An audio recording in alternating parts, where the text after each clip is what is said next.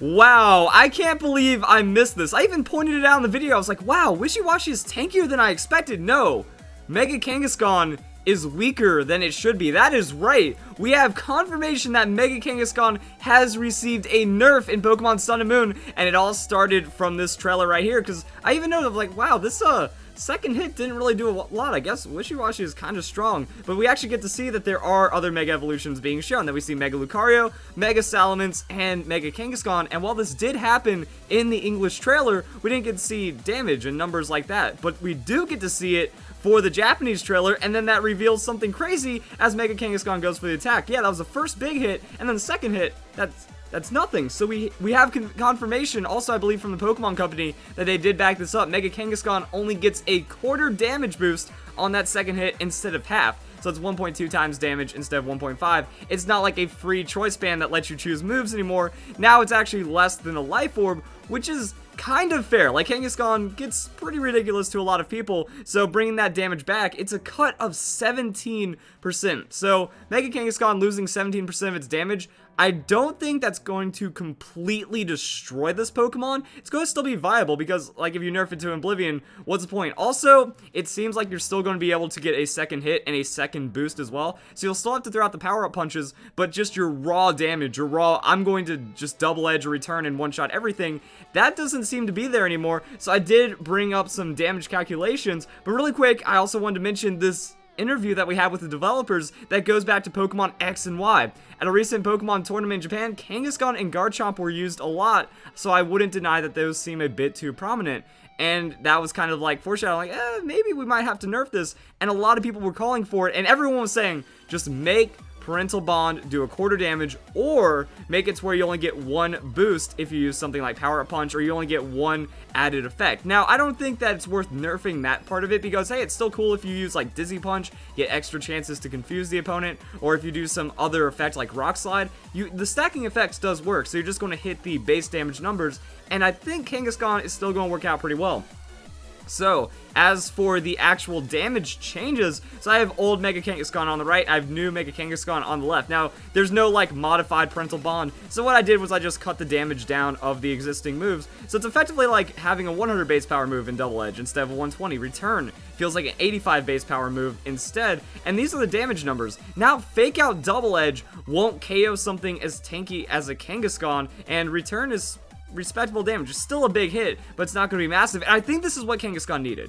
That Kangaskhan doesn't have a lot of super effective options, so you're just going with incredibly high base damage, neutral hits for the most part, and instead of like trying to find the coverage, like super effective equals KO, no, everything equal to KO for Kangaskhan, or it does until Pokemon Sun and Moon comes out. So that's like the damage trade-off right there, that Mega Kangaskhan Double Edge is almost a one-shot reliably on a lot of different Pokemon, even down to like 90 base hit points, 90 base defense. That is a terrifying amount of damage. Also, since we do play at level 50 when it comes to like the online battles, you actually get slightly more damage. Yeah, 85 or almost 90% chance to KO a 90-90 Pokemon that isn't invested. So some tankiness, you know, there's a lot of two shots on even like full defensive tank Pokemon, and that is being dialed back to something more reasonable. That means like, let's say 70, or let's pull up a Greninja. Let's see how this new Kangaskhan works against Greninja. So Greninja's pretty frail, and let's bring it down to level 50, just make sure everything's balanced. So Double Edge will KO, and Return will still KO something like a Greninja, but you will get outsped first, and then Fake Out still combos into quite a bit. But your Sucker Punch, I think a big one is also the damage reduction on Sucker Punch, because that's a nice little finisher that you return into Sucker Punch, and your opponent doesn't even get a chance to respond, even if they're faster. So we'll see how this changes. So frail Pokemon like Greninja, still going to be at risk, but once you start getting to some other Pokemon, Garchomp, let's see how Garchomp fares right now. So actually, I haven't like researched any of these other ones. I kind of want to do live reaction as to what is going on with Mega Kangaskhan right now, and there's still some interesting stuff. So Garchomp is faster than Jolly Kangaskhan, which means if you have like Life Orb, Jolly Garchomp, your outrage is still going to threaten Kangaskhan, but it's not straight up KO. And then on the nerf to the Parental Bond, it's still not like a true 100% KO combo on Fake Out into Double Edge, and Fake Out into Return doesn't even look like it's going to be able to KO most of the time. Like, maybe 10% chance of Fake Out Return. If you get, like, 2 back-to-back high damage rolls, that's the only way that you can KO a Garchomp while having a chance to survive. And then the Sucker Punch plus Return has some chance to KO as well. So, in matchups like the Garchomp, it's just going to be less reliable, because if we kick this back up to 120, then Double Edge still isn't a KO, but Fake Out, still a lot of damage, and then Return, if we kick that back up to 102,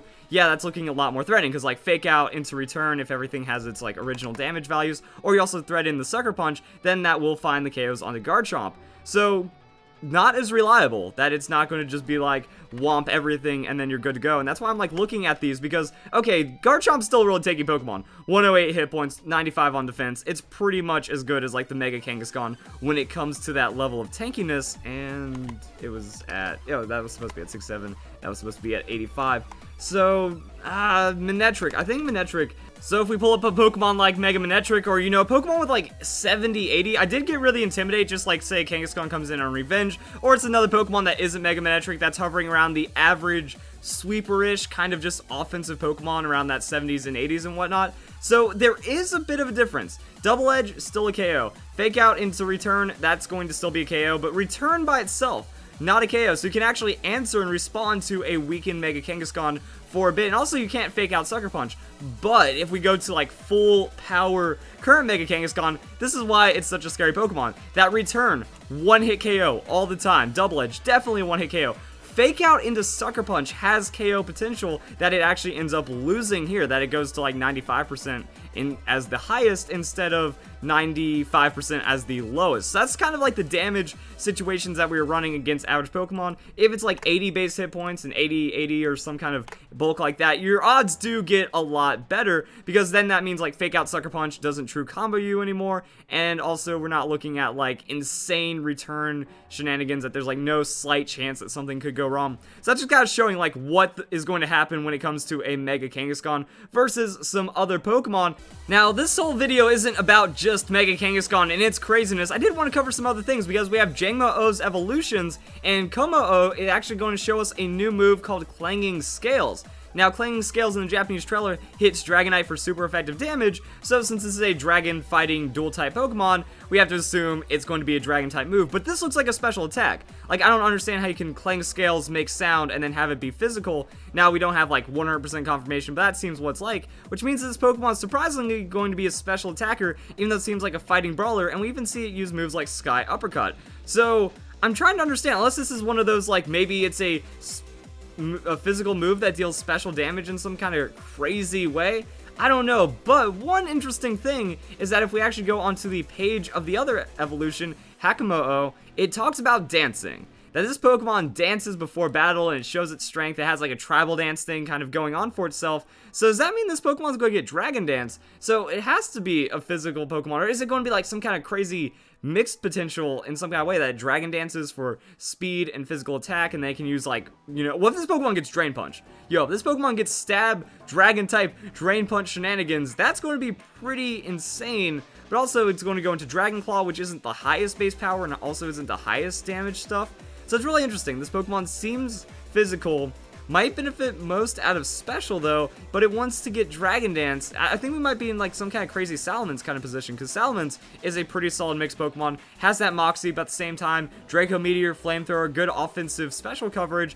And then when Salamence Mega Evolves, it could either go either way. It goes for, like, a Hyper Voice on that Aerial 8, which does crazy things, or it just goes for Return Double Edge, and still does crazy things behind the Dragon Dance. So this might be a mixed threat, and I do like the Bulletproof and the Soundproof. Soundproof is going to keep you safe from Hyper Voice, especially Pixelate Hyper Voice, and even Mega Salamence Hyper Voice, so your opponent might have to scout that out. And then Bulletproof, it protects you from all kind of moves. Actually, now that we know, I want to go look up the Bulletproof Pokemon ability, because now that we know what this Pokemon's final evolution typing is, we can see if it gets crazy benefit. So as a Dragon Fighting type, I'm not really seeing anything. Mist Ball, which only Latios is going to use. Gyro Ball isn't really going to be too much, but this is actually what Bulletproof just makes completely immune. I really love the idea of Bulletproof. I'm not sure on like the pseudo-legendary offensive Pokemon, like a tanky Pokemon had this. That'd be pretty cool, but I don't see benefit. Like Sludge Bomb is neutral, Seed Bomb, it's actually resisted anyways. Shadow Ball, that's already neutral.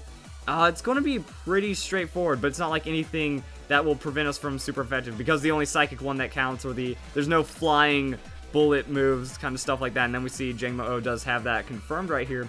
And now let's take a look at the soundproof, because I feel like soundproof actually benefits a lot more. When you think about, we have refrigerate, aerolate, pixelate, all of those kinds of things are just going to help out with moves that are going to be boosted by it, mostly the hyper voice, but that still does matter quite a bit. And boom burst, that's a high base power move. You also do protect from status like roar, so you can't be switched out if you can do a dragon dance kind of setup. Supersonic uproar, snarl, if you're going for that, if you don't want your special attack drop, that works. So you either use bulletproof to stop from neutral hits that could maybe whittle you down, or you can use soundproof to stop from like potential hyper voicing and other kind of weird, silly things like, hey, Perish Song. You don't have to worry about that, which is pretty nice. Chatter can still technically hit you super effective, so you're not going to get rolled by a Chatot. Could happen. And we still don't know the hidden abilities, so maybe this Pokemon will surprise us yet. Other things to talk about. Joe Merrick talking, at the moment, 53 Pokemon officially revealed, and 3 more with the Ultra Beast. 12 Alolan forms revealed as well. For the love of God, stop so we can be surprised. I mean, it's interesting to think about.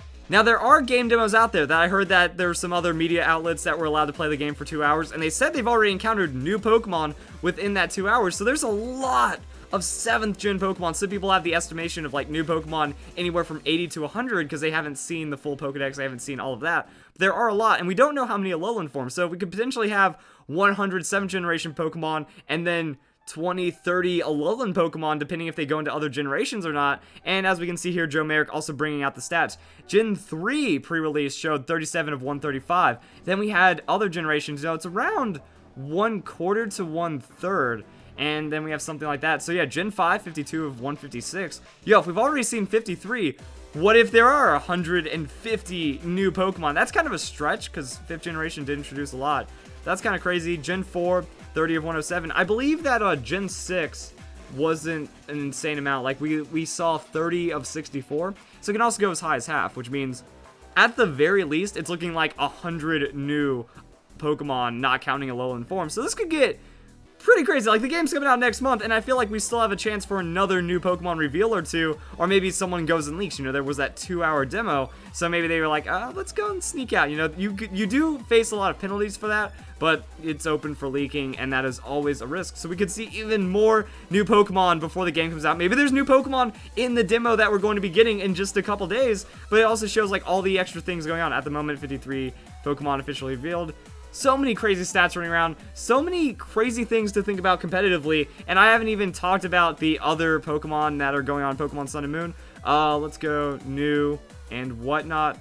So yeah, we do have this. I keep talking about Quiver Dance. That could be pretty awesome. A ground weakness only. That is amazing. We have Poison Dark on the Alolan Muck, so we get some nice stab. Adding that Dark to it could help out, but we only have a 2x weakness to ground. And if this thing gets minimized, if this thing's a filthy tank, that is going to be absolutely just, I don't even know. It's literal filth. That is going to be filthy to deal with in battle or to use. Go and stomp your opponents with that one.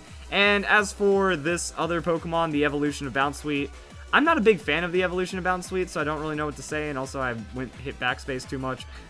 But what I can say is that, yeah, might be competitive. It has some exclusive moves. It's got a lot of booty and some crazy legs and stuff, but I don't know what to make of it. I'm just saying, like, Type Null, already talked about this Pokemon competitively to death, and then we have some other things going on. So if you guys enjoyed this video, in-depth look at some of the crazy secrets that are just hiding around in Pokemon Sun and Moon. Hope you all have a nice day. Thank you very much for watching.